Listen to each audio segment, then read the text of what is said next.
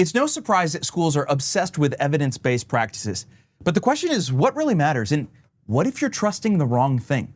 Let's dive in. I was recently having a conversation with a school administrator, and we were talking about this idea of evidence-based programs or practices. If you're new around here, by the way, my name is Jeff Veely, and I'm the executive director of the SQUABBLES Institute. Putting it simply, we help schools reduce aggression and raise resilience with measurable results. The measurable results is where we get our evidence from. As I was sitting back and having sort of a virtual coffee, if you will, with this administrator, I asked him, I said, so you're really keen on evidence-based practices, programs, I get it, but like what really matters to you? And he goes, what do you mean? I said, well, if there's something I've learned in education or working in business, it's statistics can say anything, right? Maybe you call it marketing math, but the whole idea is people can take numbers and skew it to show what they want to show instead of maybe what you need to see. I said, I don't think you're actually looking for evidence. I think you're looking for outcomes. The administrator says, can you tell me more, explain a little bit? And I said, well, you're looking at programs that have sort of evidence-based study, right, by some university or something from the other side of the country. I said, but if we're honest, they're not you. Their problems are similar, but not exactly the same as your problem. And their culture, their community is actually pretty radically different, the example he gave, than what you're dealing with in the day-to-day. He said, well, I just want to know that it'll work for me. I said, that's why I think you're looking for outcomes, not evidence. Now, you might say, hey, Jeff, I'm a former English teacher. I'm pretty sure evidence is just a measurement or proof of outcomes. And then I would say, okay, fair enough. But outcomes for who and outcomes where? So we can look at an evidence-based study and be like, hey, that's great that that worked for you. But what we're really trying to discern is, will this work for me? Is this going to have the same outcome in my community as it did in their community? And often the only way to know that is to dip your toe in the water and to dive in a little bit. Now, at the SQUABBLES Institute, I'll tell you how we handle this. We try to measure outcomes not across the country, but in the actual school that we're working with. Yeah, it's great to have evidence. We can tell you all the different places it's worked, but what we really want to do is get a before and after picture. Right? That's what you're looking for. Remember the old school before and after pictures for weight loss commercials, right? It would come on the screen. They would show you the before picture and then talk about the program. And it would show you the after picture, and you saw the after picture and you wanted those results. So you paid $19.99 and signed up for the subscription, or bought the shake weight, whatever the thing was. You were hoping to look like the after picture. But often one of the things that they wanted you to do is they wanted to capture your before.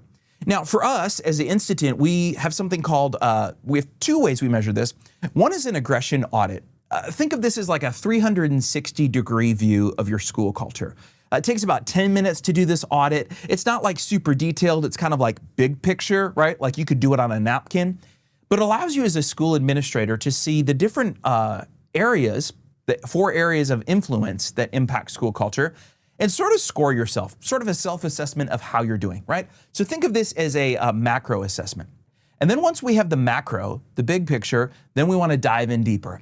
Then we want to go in more of the details. And so when you actually start the program, before you start actually implementing any of our programming, any of our methodology, we give you something called our SQUABBLES Schoolwide Survey. And I'll link both the aggression audit and the Schoolwide Survey below so you can see how we do it.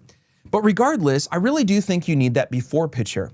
In the Schoolwide Survey, we go a layer deeper, so not macro, but micro, and we measure aggressive behaviors, actually 10 different ones, and students score what's impacting them, what is actually bothering them.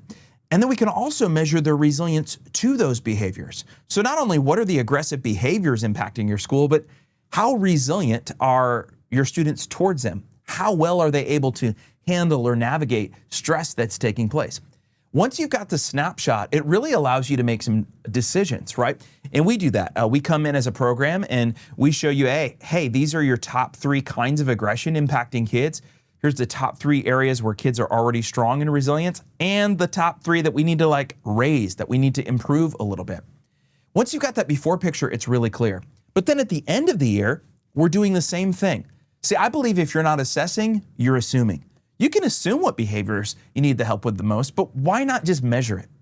So asking the kids directly is often the best way to do it.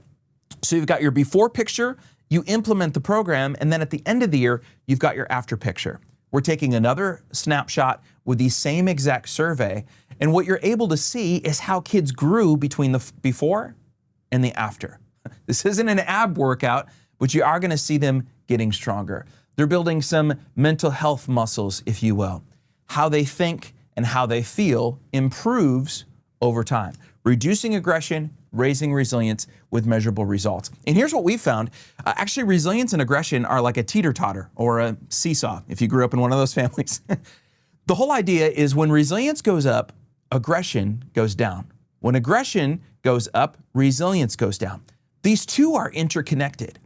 And so if we can boost resilience, we can lower aggression. Back to this principle. I said, what if instead of just trusting a study on the other side of the country, what if you actually measured your baseline? What if you measured where you were today? Set some goals of where you wanted to get to, implemented some programming, some methodology, and then took a snapshot of your after. He said, yeah, that's what I want. I said, then the evidence is coming for your exact school. Better for your kids, better for your staff, better for parents and what you communicate to the community. And it's also better if you're using any grant, federal, state funding. You can go back and say, hey, I can prove that what you funded worked. If you're curious how we do this at Squabbles, again, I'll leave some information in the description below. You can drop a line. But my encouragement to you today is don't just look at evidence somewhere else. Instead, begin to measure outcomes. If you're not assessing, you're assuming. So assess and know that that's the best. See ya.